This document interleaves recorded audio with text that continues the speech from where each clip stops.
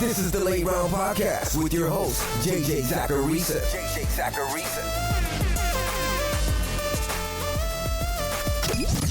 What's up, everyone? It's JJ Zacharisa, the editor-in-chief at FanDuel and at numberfire.com, and this is episode 332 of the Late Round Podcast, one of the many shows that are part of the FanDuel Podcast Network.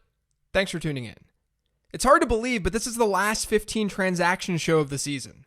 Since the majority of you don't play during week 17, and since I need to also take a break from this madness, there won't be any Late Round Podcast episodes next week. But you'll get all 4 this week in preparation for your fantasy championship. Now, I always say that the 15 transactions article and podcast that I do each week is my place to brain vomit. It's my look at the fantasy landscape, and I give advice based on things that I would be doing in my fantasy leagues.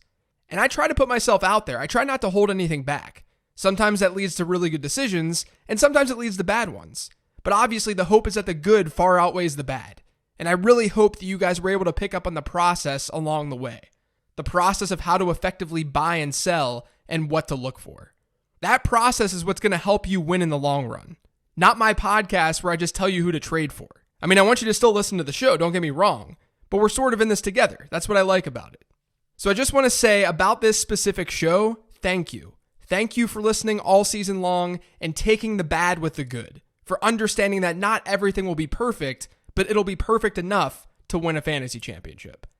Now, as usual, before I get to this week's transactions, I want to remind you guys to check out OddsFire.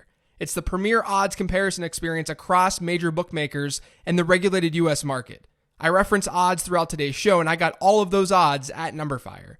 So check it out to compare and shop odds, check out line movement, and tons more. It's all at oddsfire.com. Add Mike Boone. So Dalvin Cook had the biggest fantasy football-related injury on Sunday. He hit the ground awkwardly and he hurt his shoulder. And because backup running back Alexander Mattison was already out with an ankle injury, Mike Boone carried the ball 13 times for 56 yards and 2 touchdowns. So if Dalvin Cook and Mattison miss week 16, Boone will be the number 1 guy in this backfield. And that's against Green Bay on Monday night. So he's a priority off the waiver wire this week. Add Brashad Perriman and Justin Watson. So the second biggest injury on Sunday came to Chris Godwin. He hurt his hamstring. And after the game, after the Bucs beat the Lions, head coach Bruce Arians said that, quote, "It doesn't look good."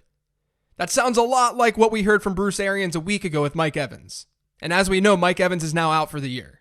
Now, I talked about Brashad Perriman on last week's show, and he came through with a 5-catch, 113-yard, and 3-touchdown performance.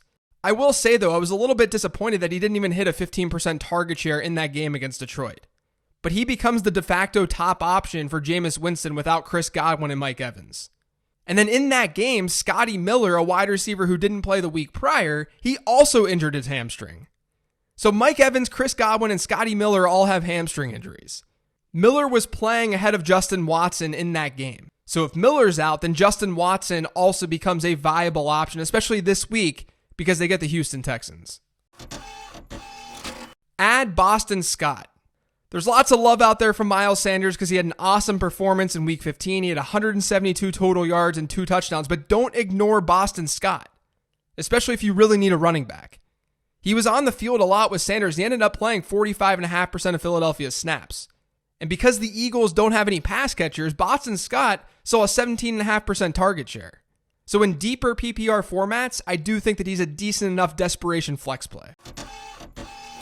Add Greg Ward. So speaking of those unhealthy pass catchers for Philadelphia, Greg Ward has benefited. Over the last 2 weeks, he's seen an 18% and a 22.5% target share, and he had 7.4 and 19.1 PPR points. That's not terrible. He's outplayed JJ Arcega-Whiteside as well, but Arcega-Whiteside is still playing more snaps than Greg Ward. So let's pretend that Nelson Agholor doesn't play next week. We're going to see a lot of JJ Arcega-Whiteside and Greg Ward once again. But even if we see Agholor, I think that we should see more Greg Ward than we have over the last couple of weeks, only because he's outplayed Arcega-Whiteside. Add Chris Conley and Keelan Cole. So the Jacksonville Jaguars offense has been really bad basically since the end of October. From week 9 through this past week, their highest single game point total is just 20. And they rank dead last in scoring rate per drive. So this is all to say, I don't think you should be overly excited about Chris Conley or Keelan Cole. And you really shouldn't care about either of them if DJ Chark is back. Both of those guys saw bigger roles on Sunday without DJ Chark in that lineup. Keelan Cole had a 21.4% target share. Conley's was 29%. Now, considering Conley was used more and he had the better line, Conley's the guy that you want to add off the waiver wire, at least above Keelan Cole. But if any of you are in deeper leagues, you could add Keelan Cole because they get a decent enough matchup this week against Atlanta. Hold Devontae Freeman. So speaking of Atlanta, let's talk about Devontae Freeman real quick. Some of you guys might be tempted to drop him because when he's been healthy, he hasn't exactly been winning you games. But number one, the running back position's a dumpster fire. And number two, at least Freeman's been kind of consistent, at least in PPR formats. And a lot of that has to do with the fact that he has about a 12% target share when he's been active this year. He only had 7.5 points against San Francisco. I get it, but it's a tough matchup against the 49ers. He still saw 86% of Atlanta's running back rushes, and in week 16, he gets Jacksonville. When adjusted for strength of opponent, only the Panthers have been a friendlier fantasy matchup for opposing running backs than the Jacksonville Jaguars. So I actually think Devontae Freeman's not a bad play this next week, so don't drop him after a down performance. Add Anthony Miller. I've talked about Anthony Miller on this show quite a bit over the last month or so, and he just continues to produce. And he's still only rostered in 26% of Yahoo leagues. But over the last 5 games, Miller's averaged a 24.7% target share. He's averaging 17.6 PPR points per game. And he's scored at least 11.4 points in every single game played over this 5-game stretch. Now, having Taylor Gabriel sidelined with this concussion has been helpful for Anthony Miller's production. We don't know if Taylor Gabriel is going to come back. But this week, they should have a pass-heavy script against Kansas City. And that should benefit Anthony Miller. Drop Tevin Coleman. So I'm sort of using this transaction to let you guys know to just drop running back handcuffs. But I'm mentioning Tevin Coleman specifically because he hasn't hit a 20% running back rush share in back-to-back games now. This is Raheem Mostert's backfield, or at least Raheem Mostert's the guy that you want in this backfield. But you don't need handcuffs right now. There's only 1 week left. Someone could get hurt during practice, but you're better off trying to block an opponent with a player rather than just holding on to a handcuff. So like I said, this transaction isn't just about Tevin Coleman, it's about holding handcuffs. Add Dion Lewis. Now to this point, you should be dropping unusable handcuffs. Don't get rid of players who are behind injured starters like we're seeing with Dion Lewis right now. Now on Sunday, for the first time in over a month, Derrick Henry didn't post a top 10 fantasy performance at the running back position. Part of that was because of a negative game script that forced Dion Lewis to be on the field because he's the pass catcher of the 2 backs. But Derrick Henry's also banged up. It was the second game in a row where he failed to play 60% or more of Tennessee's snaps. Now, considering the Titans are in must-win mode, they have to win, I think Derrick Henry is going to play this week. But even still, if he doesn't play, Dion Lewis becomes viable. He should be added off the wire. Add Danny Amendola. So chances are, a lot of you guys are probably not going to play someone like Danny Amendola in the Fantasy Football Championship. They're facing the Broncos this week. But I still have to point out that Amendola's usage has been nice over the last 3 weeks. And this past week, with Marvin Jones officially on IR, Amendola saw 30% of Detroit's targets. That's his 3rd straight game with 21% or more of the Lions' targets. So again, you're unlikely to play Danny Amendola this week, but I think it's important to call out that uptick in volume. Add Ryan Fitzpatrick. So it's another week of quarterback streaming, and it's another week of recommending Ryan Fitzpatrick. According to Yahoo's percent rostered numbers, Fitzpatrick's still out there in 75% of leagues. But this is despite the fact that since taking over as starter in week 7, he's averaged 18.5 fantasy points per game. Over this stretch, he's averaging more fantasy points per game than Patrick Mahomes, Russell Wilson, and Kyler Murray. And there's a lot of other passers too. And in week 16, the Dolphins get another good matchup against Cincinnati. According to FanDuel Sportsbook, that game has a 46.5 point over-under. That's not bad. And Cincinnati ranks as the 9th best matchup for fantasy quarterbacks when adjusted for strength of opponent. Add Andy Dalton. You could look to the other side of that matchup and look at Andy Dalton. I prefer Ryan Fitzpatrick, but I think Andy Dalton is viable. Miami's allowed 4.4 points above expectation to opposing quarterbacks this year. To put this another way, quarterbacks have essentially gotten a 4.4 point bump when they've played against Miami this year. Dalton's been bad from a fantasy perspective since he's come back, and he's now the starter again for the Cincinnati Bengals. I get it.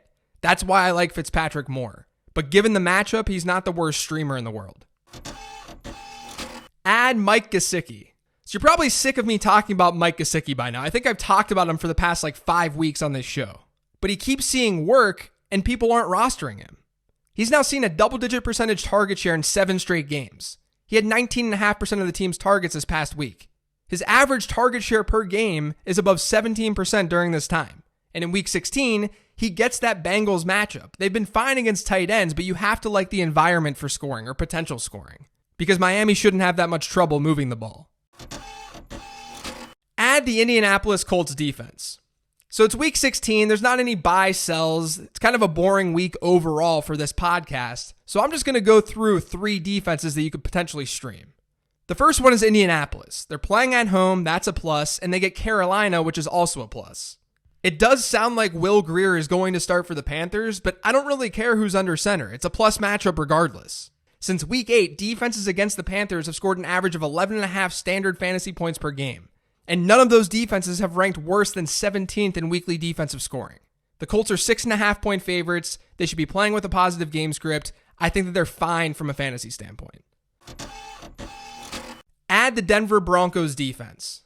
So Denver's probably the safer and better option than Indianapolis this week. They're playing at home against Detroit and they're 7-point favorites according to FanDuel Sportsbook. David Blau's taken at least 2 sacks in each of his 3 starts. And over the last 2 weeks, Detroit's allowed a top 5 defensive performance in fantasy football. With a low over-under of just 37.5, I think that you should feel good about the Broncos defense. Now, the 16th transaction that you can't get in my weekly 15 transactions column over on numberfire.com is to add the Atlanta Falcons defense. It's a deeper add this week, but I actually like the Falcons. They're playing at home, and like I talked about earlier, they're facing a Jacksonville team that's been one of the worst offenses in football over the last 2 months. Despite facing only 1 top 10 defense since week 9, Jacksonville's allowed 10.8 fantasy points per game to opposing defenses. Defenses going up against Jacksonville this year have scored 1.5 more points than their season-long averages. That's a pretty strong number, and that's only gotten better as the season's gone on. Atlanta's a touchdown favorite according to FanDuel Sportsbook, and that makes them a good streaming option because your league mates probably aren't going to be gunning for them. So I don't mind Atlanta as a deeper play. And since this is the last 15 transactions episode of the season, I'll give you a 17th transaction. Add Kerryon Johnson. It sounds like he could be back this week, and maybe you're really thin at running back and you want to risk playing him. Evidently, he hasn't had issues in practice. It's not the best matchup in the world, but we know he's a good player at least. So maybe you want to risk using Kerryon Johnson. That's going to do it for today's show, though. Thanks to all of you for listening. If you've got to subscribe to the Late Round Podcast, make sure you are by searching for it pretty much anywhere podcasts can be found. Don't forget to follow me on Twitter @LateRoundQB. Thanks, everyone. I'll talk to you tomorrow with the weekly 10 Trend Show.